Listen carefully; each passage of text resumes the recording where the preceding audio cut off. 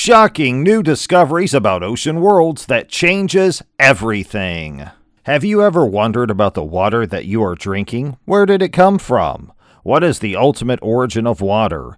Do we humans only have water, or are there any other planets in the solar system that have water? If yes, then life must be possible there. Well, there are so many questions and theories. In today's video, we will answer them all, so sit back, relax, and enjoy the show. The story of oceans is the story of life. Oceans define our home planet, covering the majority of Earth's surface and driving the water cycle that dominates our land and atmosphere.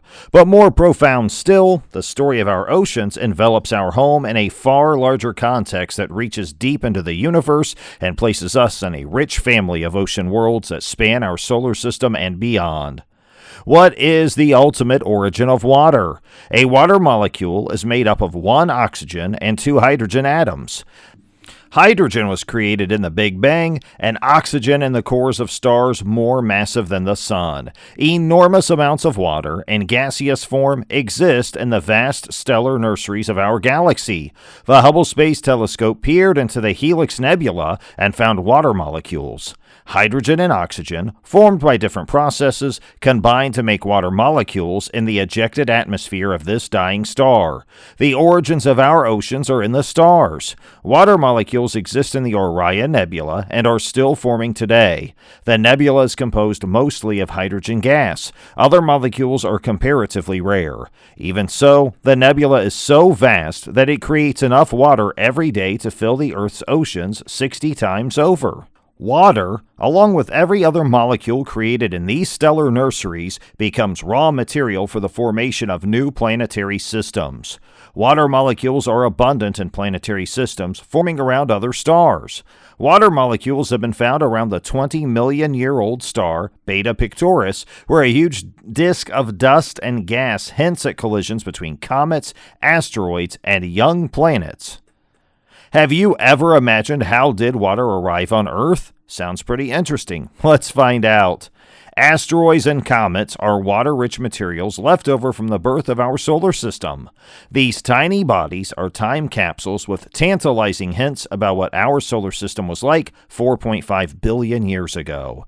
Most asteroids circle the sun between Mars and Jupiter, but many come closer to Earth and even intersect our path. Comets are located in our solar system's furthest reaches, either in the Kuiper Belt, just beyond Pluto's orbit, or in the huge enigmatic Oort cloud, which may extend halfway to the nearest star. Countless comets and asteroids have collided with Earth over billions of years, replenishing our world with water. Chemical indicators in our ocean's water show that the majority of the water originates from asteroids. Recent observations indicate the presence of ice, and possibly liquid water, in the innards of asteroids and comets. How are our oceans changing? Wait, what? Is that true? That our ocean is changing? Yes, and let me tell you how. Water is abundant on Earth, covering around 71% of the planet's surface. The Earth has almost 326 million trillion gallons of water. The oceans hold around 96.5% of the world's water. Fresh water accounts for less than 3% of all water on Earth, usable for drinking. More than 2/3 of the fresh water on Earth is trapped in ice caps and glaciers. Ocean observation. Changing sea levels will have an impact on everyone on the planet, and NASA has been tracking these patterns for decades. The ocean expands in response to rising global temperatures. Greenland's ice sheet is melting at a rate of 287 billion tons per year, whereas Antarctica's ice sheet is melting at a rate of 134 billion tons per year. Both will contribute to sea level rise.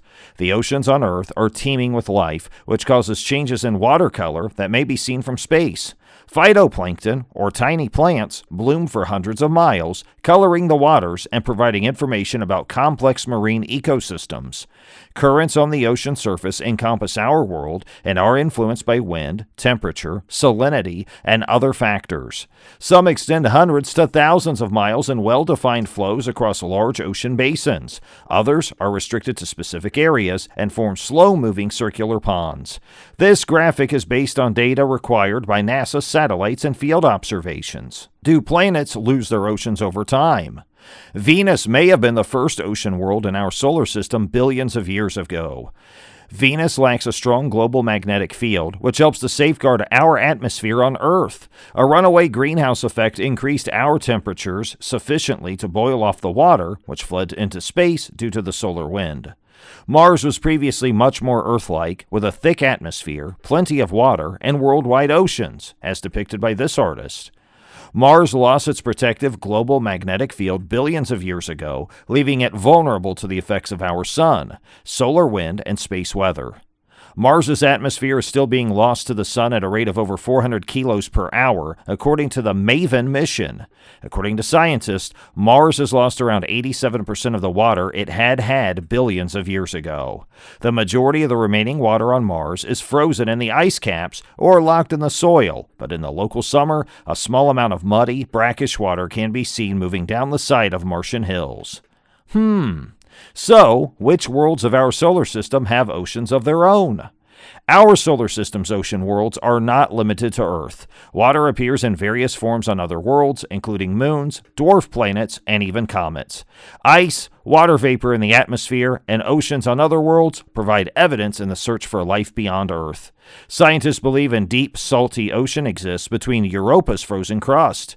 Tidal heating from Jupiter keeps this ocean liquid, and it may also form partially melted pockets, or lakes, in the moon's outer crust. Hubble observed probable water plumes erupting from the moon's surface in 2014 and 2016, which could be great targets for the future Clipper mission.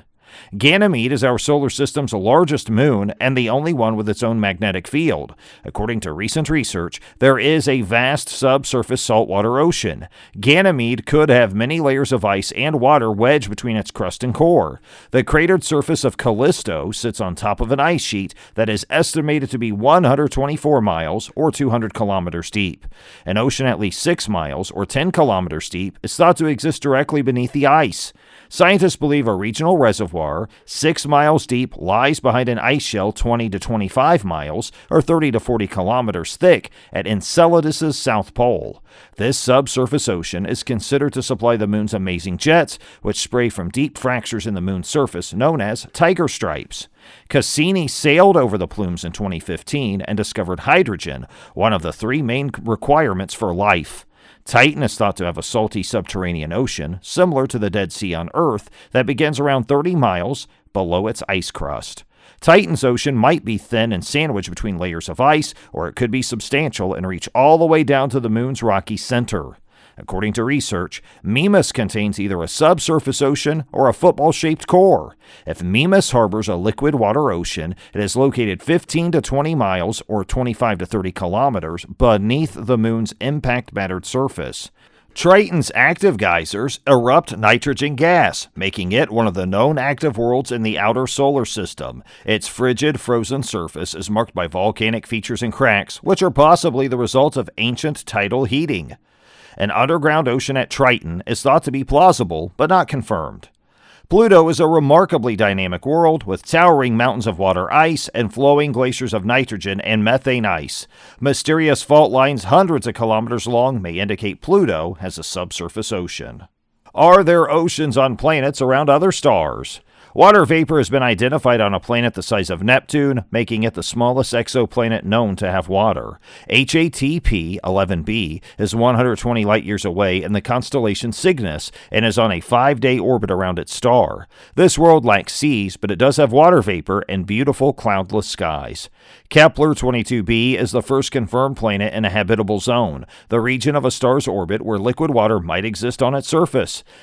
Kepler 22b is a super-Earth, about 2.4 times the size of Earth. Scientists are unsure if the planet is rocky, gaseous, or liquid. It is feasible that the world's atmosphere would contain clouds. Kepler 452b is a near-Earth planet in the habitable zone of stars like our Sun. The star is approximately 10% larger and 20% brighter than the Sun. This world is roughly 60% larger than Earth, with a slightly longer orbit of 385 days.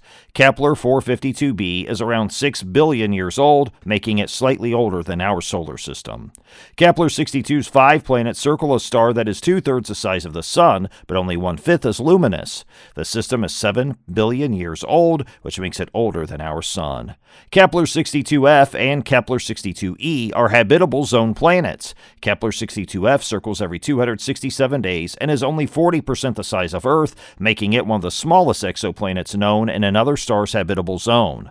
So, this was all about this video. I hope you liked the information given in the video, and if you have anything on your mind, feel free to comment below. Also, don't forget to like, share, and subscribe to get more videos like this. Also, hit the bell icon to get the notification of the latest updates on the channel. And thanks for watching!